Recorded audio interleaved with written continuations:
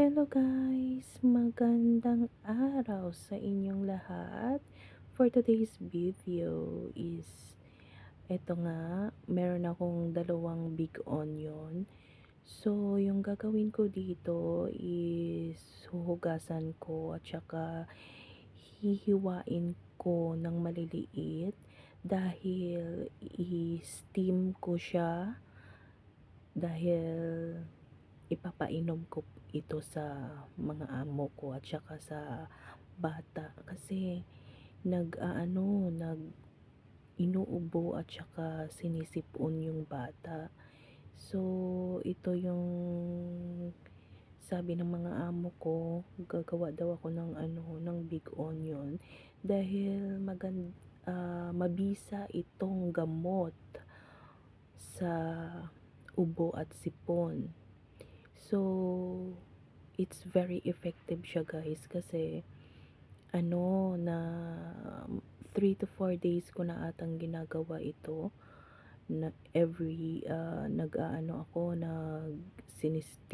steam ko siya 30 to 45 minutes yung steam, and then after that yung water niya is pinipiga ko at saka binibigay ko sa bata, pinapainom ko at saka sa kanila din.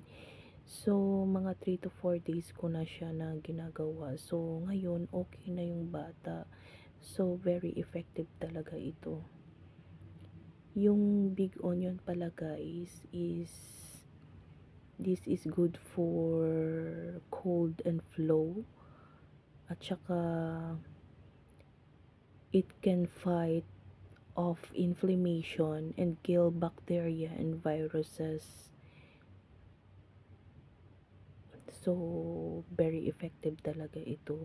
Even sa Philippines, ganito din yung gagawin nyo. If yung anak ninyo is merong ubo at sipon, ito na yung agad yung gagawin nyo is home remedy. Kesa naman na pupunta kayo ng doktor.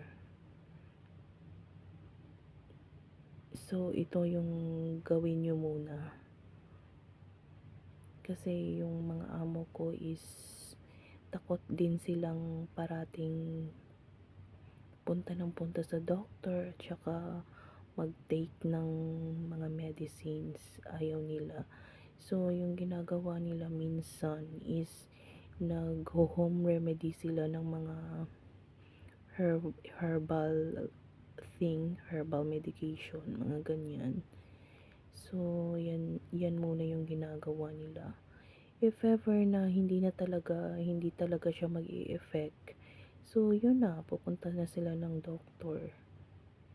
Pero, ito talaga guys, effective. Nakuha yung ubo at sipon ng bata dito sa big onion.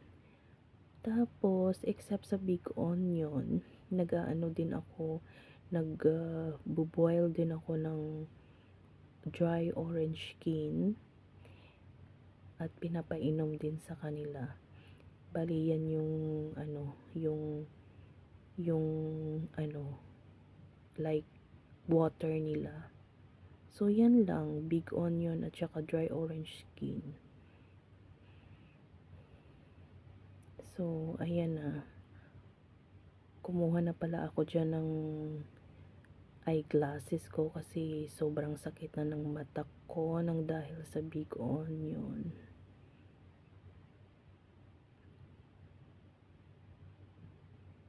So, hiwa lang ng hiwa at mag-ingat din, baka masugatan. Maraming benefits pala yung big onion guys. It can decrease your risk of heart disease din and certain cancers. It can protect, big onion also can protect your heart, lower your risk of some cancers, and make it easier for your body to make insulin.